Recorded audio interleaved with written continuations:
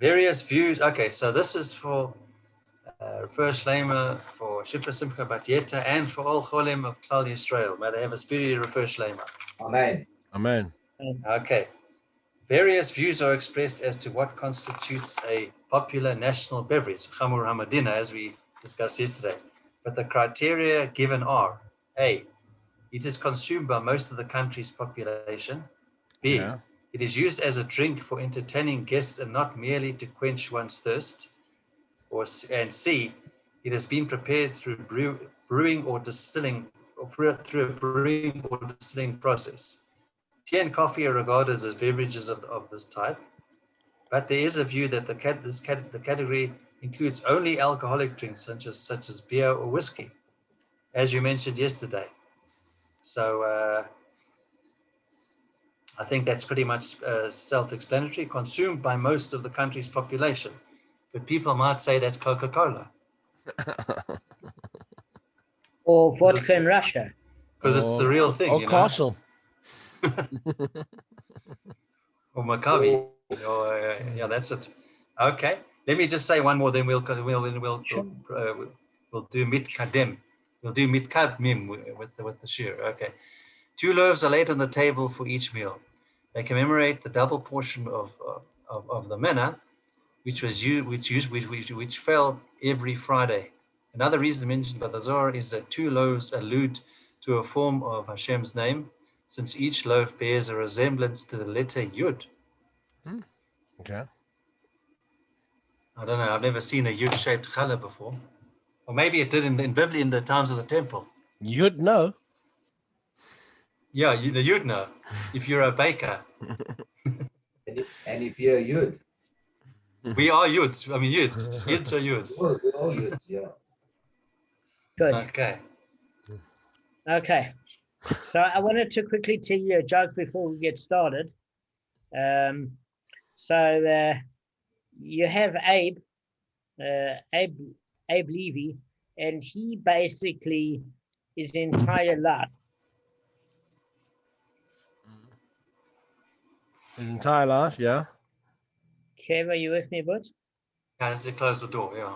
No problem. Sorry about that. So, no problem. So there's I just wanted to tell you a joke. Abe Levy his entire life wanted to basically coast through life by doing the most minimum of work. You know what I mean? He married a girl that basically didn't ask a lot from him. She came from a lot of money. He came from a lot of money. He did very little in his life.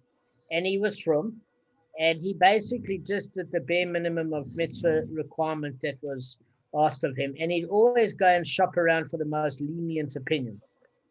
And he was very pleased with himself. He didn't have any conscience that he was putting in a minimal effort. And eventually, after 120, he dropped dead on the couch from not having gotten up from it most of his life. So he gets up to the pearly gates. He gets up there, and he said, "So, guys, where's my olam haba?" They said, "Okay, that's presumptuous. That's fine." And they had this big discussion. He said, "Guys, what's the discussion? I've fulfilled the mitzvahs. Where's my olam haba?" So they take him to a little shack in the woods with no windows. And basically they say, just keep open the door to allow the air to go through. He said, "Guys, is this what you call olam haba?" He said, I don't want to see the manager." So they said, "All right, let's have a chat or whatever." Anyway, they showed him Gehinnom for about a few minutes. It was very hot and uncomfortable and screaming with the lawyers and all sorts of other people down there. And eventually he says, all right, I'll take the shack. He said, "But this is an olam haba, is it?" They all looked at him and they said, "Yes, according to the most lenient opinion." So when I read that joke, I laughed, and then I got a bit of a fright because I thought we've all got Abe Levy in us, where we sometimes do the least amount required. We have lazy days. So you laugh and then you get a fright. It's one of those jokes. So let's start off with the brisa. We started yesterday with a related brisa. So the rabbis taught in a brisa concerning an ox that is Talmud damaged before its owner stood before the court for judgment. So what are we talking about here? Guys, we're talking about this is if something was done by the owner of the attacking ox before the actual judgment process. All right. In other words, the time period between the actual goring and the trial. The trial hasn't taken place yet. So if in the interim, the damager sold his ox, it is sold. If he consecrated it, it is consecrated. If he slaughtered it or gave it away as a gift, what he has done is done. This is obviously opinion of Rav Yishmael, of those who explaining Rav Yishmael as saying that there's no lien on this particular ox. Why? Because if it is sold, it is sold. It's only in respect to where the owner of the ox would then have to give a financial equivalent for the damage done. And in that particular case is no different to any other creditor that has to pay a debtor. Does that make sense? Very, very straightforward, nothing complicated yet. So that was it, right. But it also adds in the new two statements. And what is that? If, however, after he stood before the court in judgment, what are we saying here? Is this was a case where the case was heard, then the damager has an obligation to give that ox to the damaged party.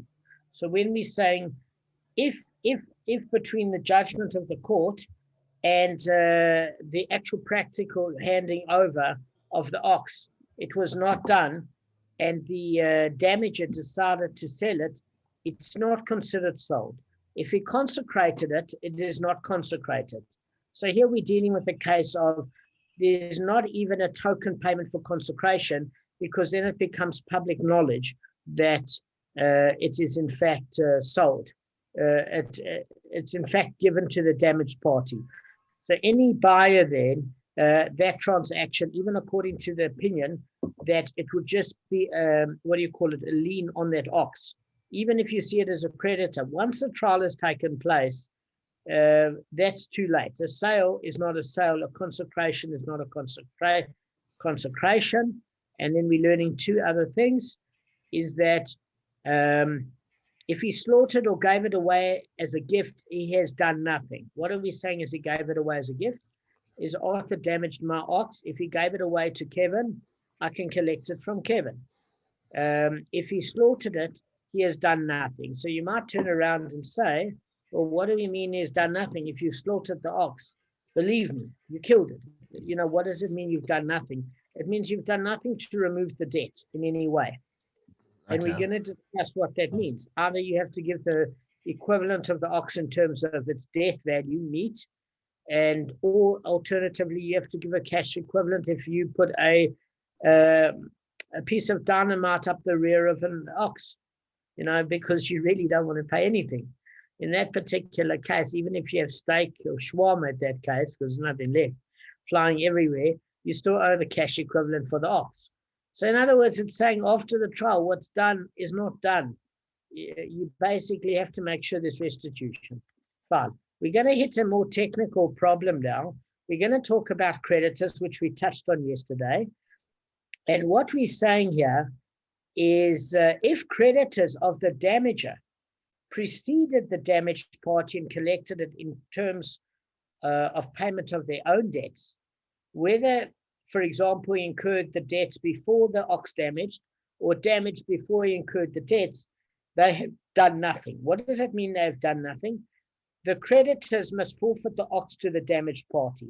So what we discussed yesterday in summary is as follows. Shame Arthur wasn't feeling well. Kevin came back from the flight and Gavin looked like very sore from his back. So just in summary, what we're saying here is with a creditor, it's logical if we say, hang on a second, if a creditor came before the damager, in other words, Arthur got himself into debt and promised the ox as payment before his ox ended up damaging my particular ox, then it would make sense that the creditor would come before the damager in logic. Why? Because that debt of that ox was owing to the creditor. That would be logical if you have a look at on surface value. But however, if the creditor came after is ox damaged mine? It wouldn't be logical that the creditor would have first dibs at the ox. Why? Because whoever damaged first is entitled to collect first. Does that make sense so far? Yep. Okay, so then we're saying, hang on a second, we've got this law now of possession is 9/10 of the law. So what are we saying is there's two creditors. There is Gavin, which means, and Kevin. So Arthur got into debt with Kevin before his ox damaged my ox. And then Arthur's ox damaged my ox, and then Arthur gambled away his money on wine, woman, and song, and now owes Gavin money. So being on that, you've got two different, they were sneers women, Arthur sneers. He merely had conversations and bought them drinks.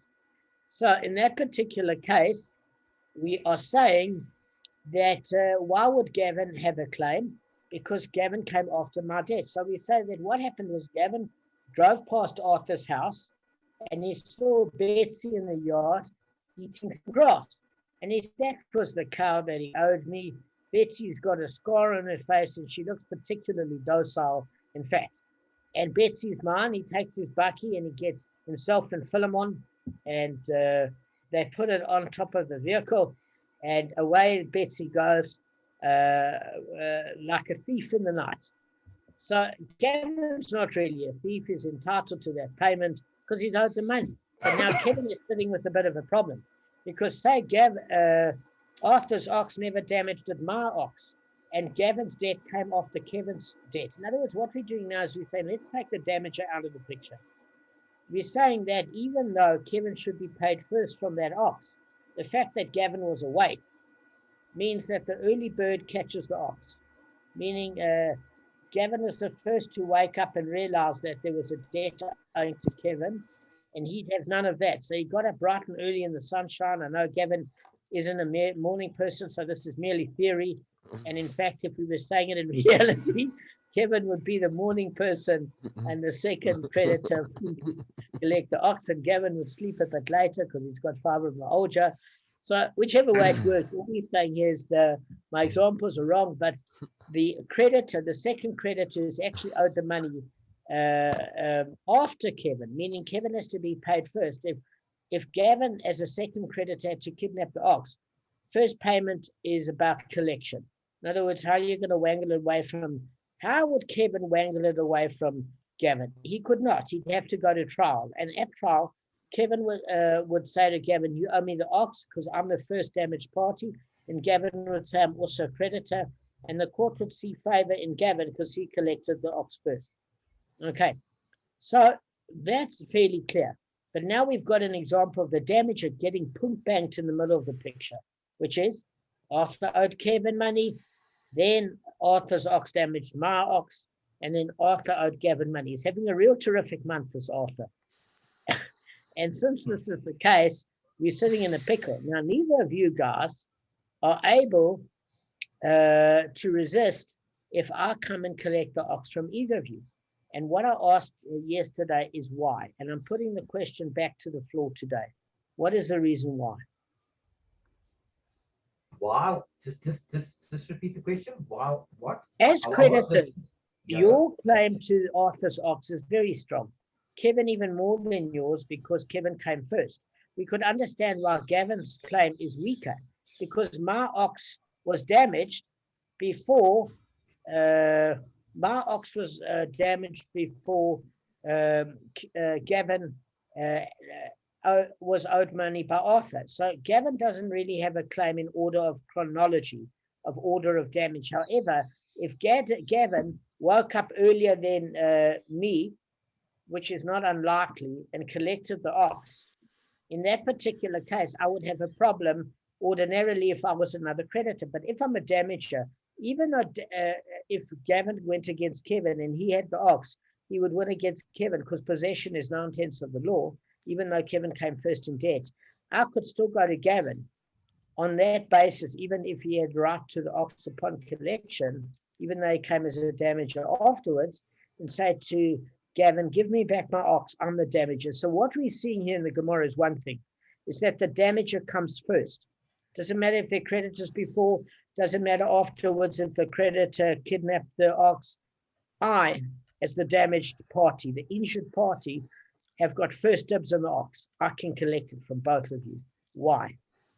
Okay, so I'll give you the same answer I gave you yesterday as we cut off, which is that the creditors, you can't really have a lien over movable property. It just doesn't really work. So because of that, they can just take another ox. It's really not a big deal. Putting everybody on. You have all these creditors, and at least you've got only one ox, but presumably you've got a dozen oxes or more. In which case, the creditor could just take another ox. That's my answer. Okay, and why can't you use movable property to pay off the debt? But you can use movable property.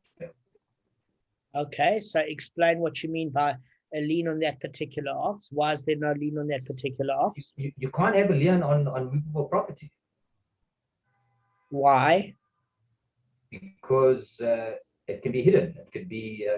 It can be sold. Okay, I know what you're trying to say, but just explain it to somebody that doesn't know in 1 or 2 sentences. Okay, Kevin, Arthur, who doesn't know?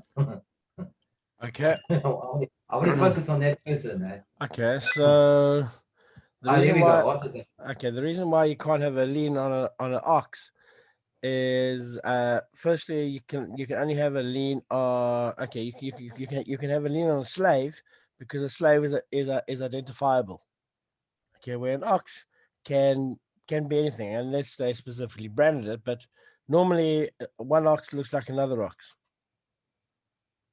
Okay, that's the reason why you can't have it on. So Arthur's dead on is that the reason being is that one ox is indistinguishable from another, and therefore there's not a claim on a specific ox. And the reason why there's an apotiki, which means apotiki from the word hypothetical, meaning you're saying there's a future scenario. That's where the word pledge comes from, because hypothetically I owe you money in the future.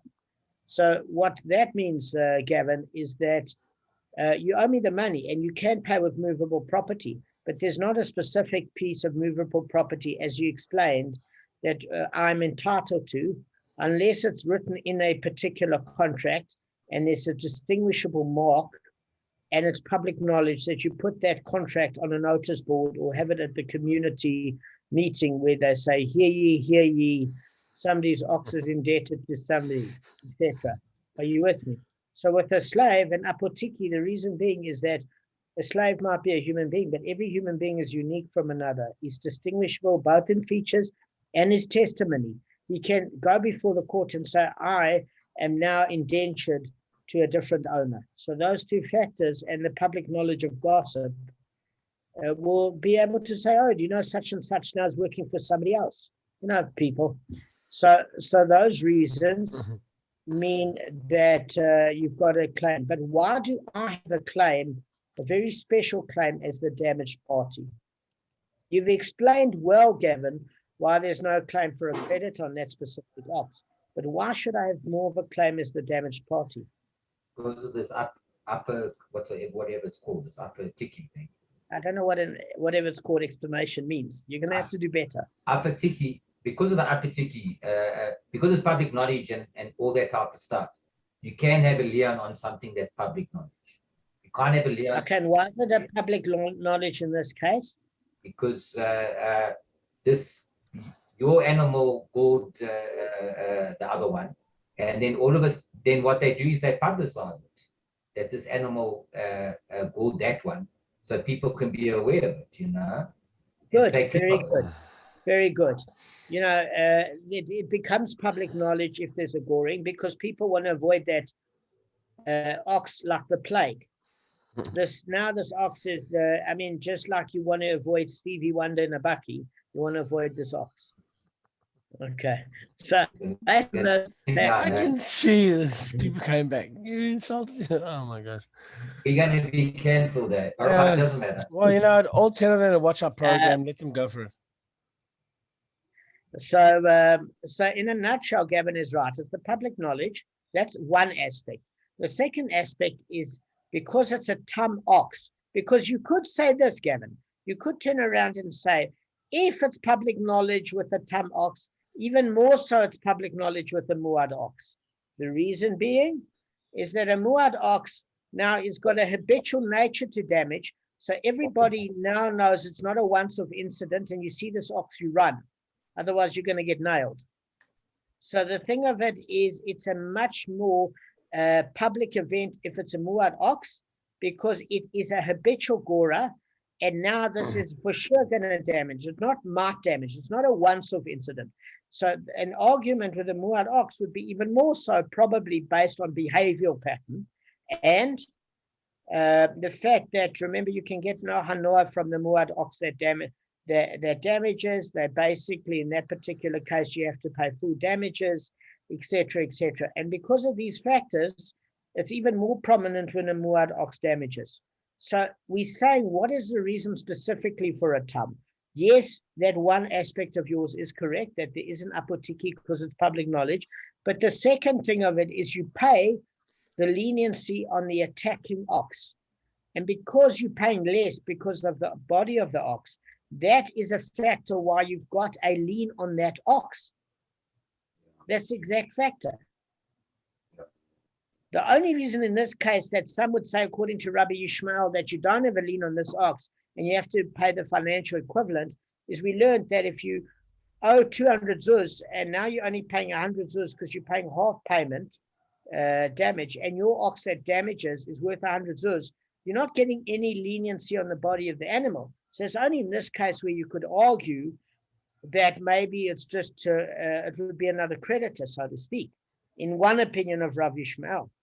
But if this ox, maybe Gordon ox worth 400 zuz, and it killed it outright, and as a tam ox, you'd have to pay 200 zuz, but your puny ox was only 100 zuz, and now you're paying, instead of 200 zuz, 100 zuz. In this ox's emaciated puny state, it actually saved you 100 zuz. And therefore, there's something to be said about paying on the damaging animal, because that's what caused your leniency of saving 100 zuz, because you're paying on the body of that gufa of the damaging animal. So that is what's taken into account.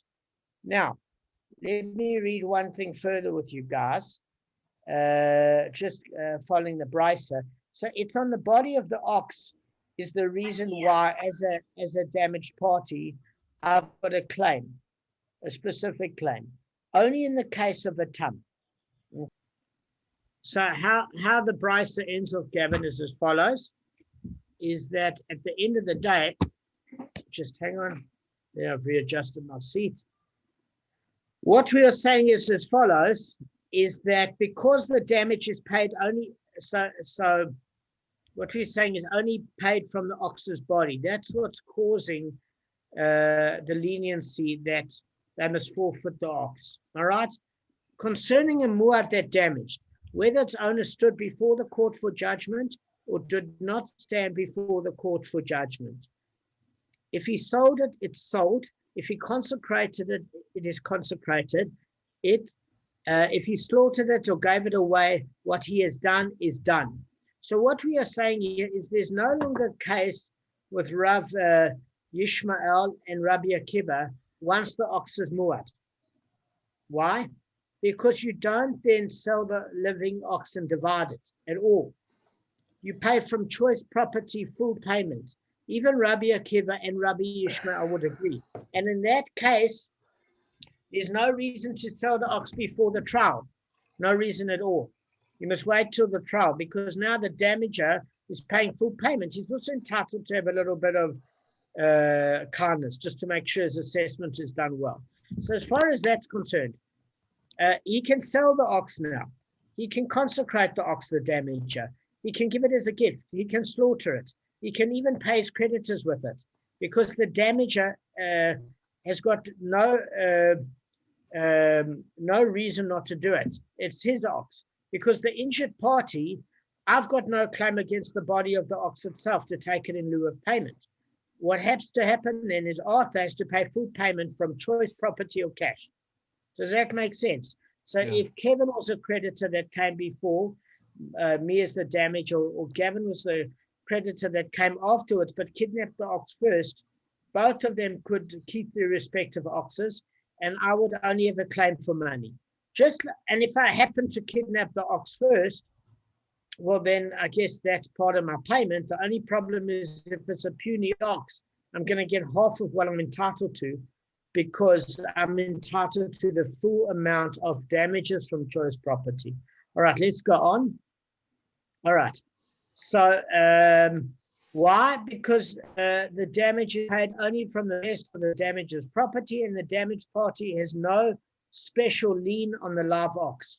Fairly straightforward. The Gemara cites the first segments of the Bryce and explains them. The master said concerning a tam that goat before its owner stood for judgment. If he sold it, it is sold. This means it is sold for plowing. So in other words, for those that say that there is a lien on that particular ox that I explained Rav Yishmael, and it's before the trial, they say it's sold for plowing. What does that mean? It means that basically if you use the ox as the buyer, you don't entitled to owe the damaged party for rent for using his ox, even though the damager sold it to you, because even a thief that returns an ox doesn't have to pay for the usage of that ox. And Gavin or Kevin are no thieves, they're just normal buyers. They lose that ox because they should have done their due diligence, but they don't have to pay rental on top of it. We say if it is consecrated, it is consecrated. What do we mean? Well, then you have to pay the token payment. After the judgment, the damager doesn't have to pay the token payment because it's public knowledge that the damaged party is entitled to the ox. And therefore, the damaged party can collect it from the temple and no one has to pay that token payment because the temple should have known about the public announcement. But if, as the damager Arthur, that ox is in a great state and it's liable to be consecrated to the temple and it's fit for sacrifice, then even if I collect it from the temple, which I can do as the damaged injured party, it's my ox now, Arthur, as the damager, would have to pay full payment because that ox is sacrificable. But if it's a blemished ox, Arthur would only have to pay a token payment to redeem it. The reason why Rav Abayu has that law is that people can't think they can just take what they're consecrated to the temple and it's meaningless. You made an oath before God. Okay? So, we are now saying, the Gemara cites the next Bryce segment and analyzes it. All right? How much minutes have we got? We've got 7 minutes. Good. All right.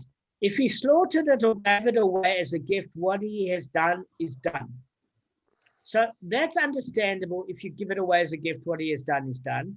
What does that mean? Well, it means just like with the buyer, if you're holding that there's a lien on that ox before the trial, then it means that I can take it back from Gavin, who bought the ox legitimately from Arthur. And then Gavin could have a claim against Arthur. I'm not sure to what degree he has got a claim. If the ox has a lien and it's an apotiki, then Gavin loses out because it's public knowledge that that ox was an apotiki and Gavin should have done his due diligence as a buyer. If there's no lien on that particular ox, according to some opinions of Rav Yishmael, then Gavin has got a claim against Arthur for that payment of money if I collect the ox from Gavin. Does that make sense? Very straightforward. And as far as the gift, it would apply the same as a buyer. In other words, if Arthur gave that ox to Kevin, I can claim it from Kevin.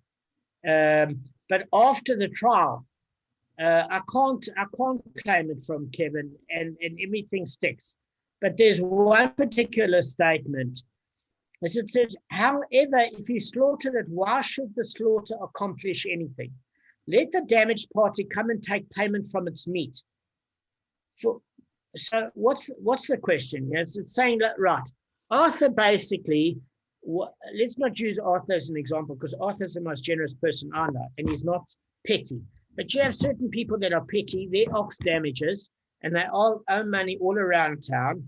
And Arthur decides, you're not going to enjoy my ox. I love Betsy. I've trained her well. You're not going to get the benefit of a year's worth of my training. You're going to have a good steak, but you're not going to have Betsy as a workhorse. Now, as the damaged party, I'm really upset because you killed my employee, my four-legged employee, but it was an employee nonetheless. And the thing of it is, I was hoping to get Betsy in an alive state so she could do my plowing for me. So the damager had no such thing in mind. So what did he do? He slaughtered the ox. Now, the Gemara is saying, so what's the problem? Okay, you will love the live ox. Why don't you just come take payment from its meat? So the problem is that we've learned in the Brisa, let the damaged party come and take payment. We learned in the Brisa when the Torah says that they shall sell the live ox and divide its money. I know only that this applies while it's alive. So what are we talking about here, Kev? I tell you what we're talking about. The Brisa gets this from the verse. So what does the verse say? If you have a look at Shmot, chapter 21, verse 35, the words say, they shall sell the live ox and divide its money. Does that make sense? So I'm saying that when the Brisa is mentioning this, it only mentions the live ox. What lets me know that I can take the ox, even though it's not alive, as the damaged party? Maybe it only applies to an ox that's alive. Maybe now that the damager has vindictively slaughtered it as the damaged party, I can't take it anymore. So we're saying that no. The answer is as follows, is that the Brisa, the biblical verse could have used the word the live one. They shall sell the live one and divide its money. If it used the word live one, it would mean only when it's alive. But the fact that it used the word live ox, it means the ox itself you can sell and divide, whether it's alive or not. Yes, it's better to sell it when it's alive because you'll probably get more, or the buyer, or the damaged party would actually prefer the live ox as a workhorse, or the buyer might prefer to give you a slightly higher price because he'd want a working animal, not just steak. So the fact that it mentions the live ox and not just the live one means you can benefit as the damaged party from its meat, even though the ox isn't alive. So we're saying, okay, so then what about this issue of depreciation? You have a case where there could be some deterioration and depreciation. So the reality is that is the damaged party must pay for it, not the damager. We've learned this once before with the pit, that if your pit degrades while somebody's bringing it out, that unfortunately is the injured party's loss to take, not the damager's loss. Okay? So here we're saying if it lost some of its value because it depreciated from the live state to the slaughtered state, there's nothing the damaged party can do. Okay? That's number one. So we're saying that at the end of the day, the Gemara cites a comment concerning this. Rav Huna, the son of Rav Yeshua, said, this tells us that one who damages his fellow's lien is not liable. Okay? We're going to go through this now. What I wanted to tell you as a point of reference, which is quite important, is that if, for example, for the meat, the ox is slaughtered and they sell the meat to the buyer, okay? And the meat is worth more than the depreciation value. In other words, the ox was worth 100 zuz when alive. The damaging or attacking ox, and it's now worth only 80 zuz. And it means I have to take 80 zuz. If it so happens that you get the meat value of 100 zuz, as the damaged party, I'm entitled to get that full value of the meat if it covers the cost. Does that make sense, guys? So what we're saying is, although the damaged party had a lien on the ox and lost part of his ability to collect through the slaughter, the damager is not required to pay the difference since the damaged party did not actually own the ox. That's according to Rashi. In the Brisa's latter case, however, where the damager slaughtered the ox after standing judgment, he is required to pay the depreciation. For after judgment, it's the property of the damaged party by all sources. This pertains to a case where the value of the meat is less than half the damages. If it equals half the damages, this damaged party can simply take all the meat.